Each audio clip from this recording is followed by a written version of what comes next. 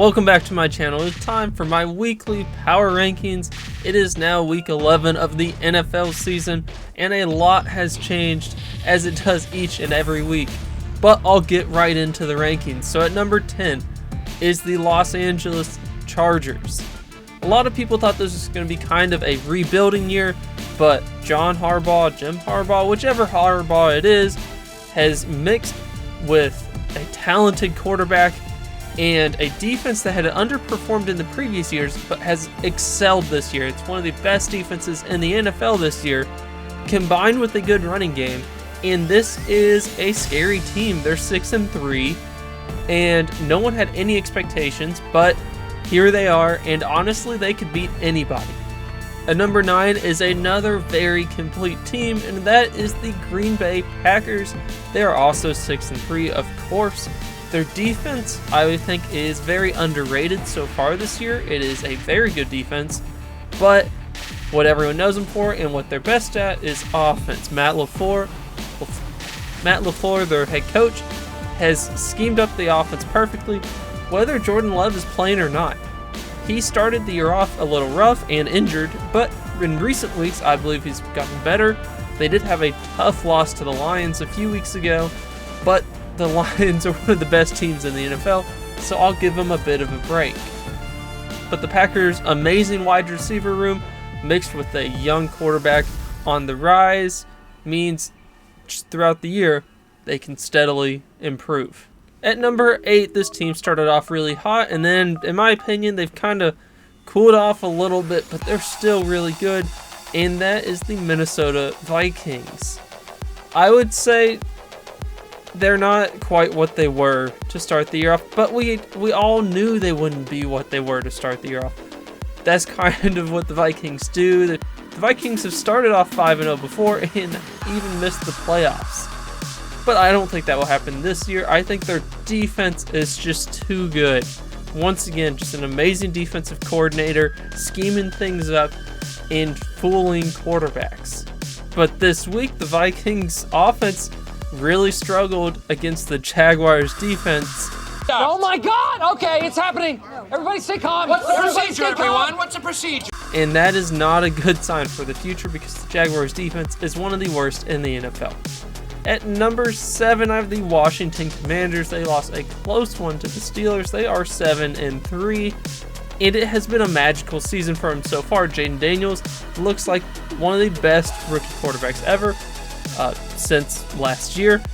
But anyways, he has been amazing, and his best quality is that he's turned the ball over at an unbelievably low rate, combined with the fact that he can run all over the field and is a very accurate passer. This is a dangerous offense. Combine that with their defense has actually been overperforming. It's not a very talented defense, but they've played above average. At number 6, I have the Baltimore Ravens. They just beat the Bengals in a close one, a classic AFC North battle. Lamar Jackson looks like he will be the MVP of the NFL once again. He is just that good. I think he's a bit of a regular season player, and especially against the NFC player. When he plays people who know how to defend against him, like the Steelers this week, he does not play nearly as well. But if you're not in the division, he's going to destroy you, and the running game is probably the best in the NFL with the 1-2 punch of Derrick Henry and Lamar Jackson. That being said, their defense has been very bad, especially for a Ravens defense. At number 5 might surprise some people, but it's another AFC North team, and that is the Pittsburgh Steelers because, well, I just think they're better than the Ravens. I think if they go head-to-head, which they will this week, I think the Steelers are going to win 6 out of 10 times. Respect. R-E-S-P-C-T. One is the Steelers' defense is a top 3 or 4 defense in the NFL, and they know how to shut down Lamar if this is head-to-head. But the other part is that since Russell Wilson became the quarterback, they're scoring way more points than they did with Justin Fields. It is now top 5 defense, maybe top 10 offense, instead of top 5 defense, top 30 offense. So, huge difference, and the Steelers are actually a complete team at this point. At number 4 is the Buffalo Bills.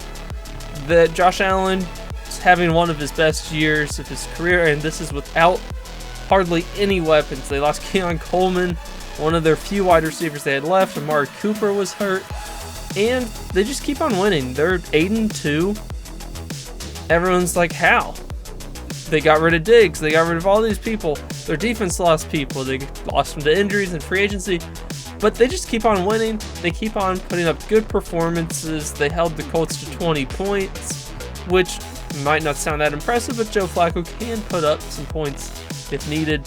Joe Flacco also can turn the ball over, which he did. But the Buffalo Bills have been a very good team all year long. At number 3, I have the Philadelphia Eagles. Since their bye week, arguably the best team in the NFL. In 2 games, they held their opponent to under 50 net passing yards.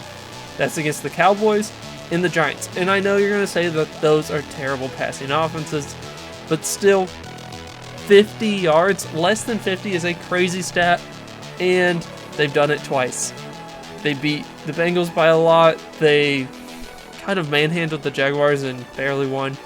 But they're red hot, and we'll see what happens this week when they play against the Washington Commanders to decide who's in first place in the division this Thursday night. At number 2, this team had one of their first bad games of the year, and they won, and that's the Lions. How do you win with Jared Goff getting 5 turnovers? Well, your defense has to play really well, and it did. It held the Texans to 23 points and prevented them from scoring in the second half, caused several turnovers themselves, and Jared Goff remembered what team he was on in the fourth quarter, leading them to a win 26-23. This team has looked excellent all season long, and they're a very complete team with the second or third best running game in the NFL. You just have to wonder what would have happened without the Aiden Hutchinson injury that really set the defense back, although they are still a good defense.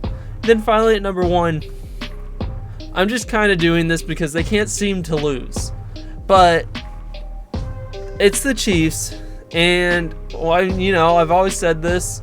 Go back to the start of the year, I'm going to keep them at number 1 until they lose. I really thought they were going to lose to the Broncos, and they should have lost to the Broncos. But somehow, some way, the Chiefs just keep on winning, and if you do that, I have to say you're the number 1 team in the NFL. They haven't lost since a long time ago. It's been almost a year since they've lost. I think they have a 17-game win streak right now. And I'll admit it, this week, I think I'm probably going to pick the Bills to beat them again, but I also picked the Broncos to beat them. And this Chiefs team just does not like losing, I guess. So anyways, that's my top 10. What is your top 10? Leave it in the comment section down below. Like, subscribe for more NFL videos, and I will see you later.